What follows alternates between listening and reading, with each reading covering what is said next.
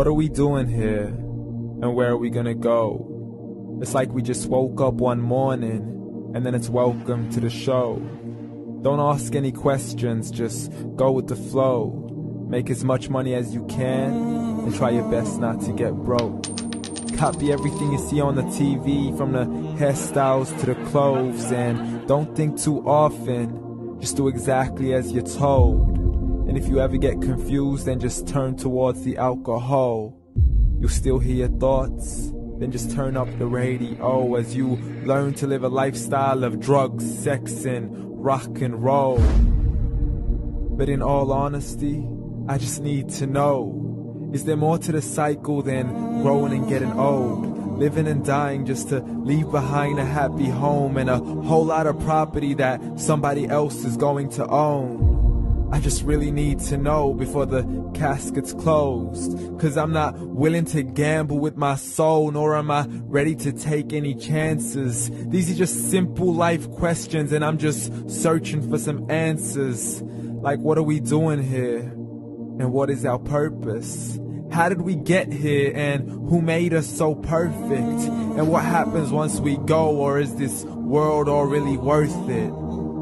Questions we don't answer because apparently we don't really have to. There's no purpose to this life and our existence is merely natural. Then in that case, please let me ask you, did you create yourself, or was it somebody else who had fashioned you? 'Cause you're a being that's impeccable, faultless and unparalleled. You're a product of supreme intelligence, and I'm merely being rational.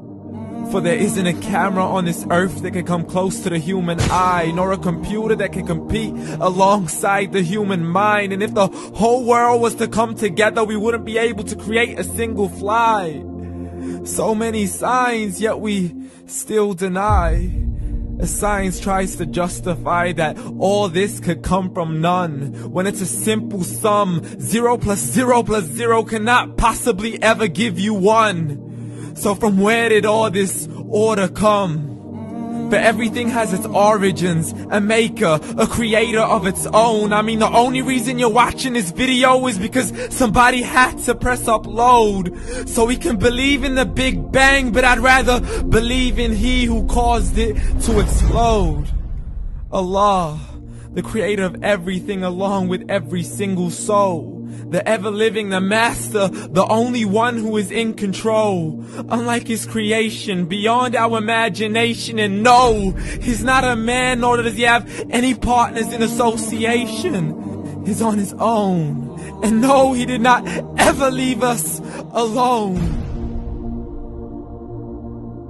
Just like every manufacturer, he left us with an instruction manual. The Quran and Islam, and I'm sorry to jump to conclusions, but it's the only one possible. The only definition of God is the one and only supreme being. It's logical. A book with 0 contradictions, with miracles that are both scientific and historical, all revealed over 1400 years ago. Like the detailed description of the human embryo. The descriptions of the human embryo in the Quran cannot be based on scientific knowledge in the 7th century. To the mountains as pegs holding firm the earth below, and the 2 seas that don't mix in a complete separate flow. To the planets in orbit, alternating night and day as they stay in flow. The expansion of the universe and the creation of everything from H2O. To the stories of the past and the preservation of Pharaoh. To identifying the lowest point in the land where Persia defeated Rome. The gushing fluid that created man in the glands between the ribs and the backbone. And not a word has changed, it's still the same. So please explain how all this was known over 1400 years ago. To a man who couldn't read or write, as he would recite whatever the angels spoke. And if you still don't believe, please try to come up with something that's even close. But you can't, so we took God as a mockery and his messengers as a joke. Muhammad could not read or write. How somebody who can't read or write gonna start a religion? Dismissed his scriptures as legends and tales of the ancient folk, as we live life according to our whims, desires, and hopes. saying this life is the only home we will ever know. We will live then die, then simply turn to bones. YOLO! Correction, after the grass dies, the rain arrives and it regrows, and Allah promises to do the same thing to your very soul and bring you back from your very fingertips to your toes, as the all-seeing supreme being watches us so close, and we are surely being tested in our wealth, our health, and our self, and everything that we've been blessed with. So believe, for we will surely be resurrected and be brought back to our Lord and account for every single deed, as He hands us our books and orders us to read.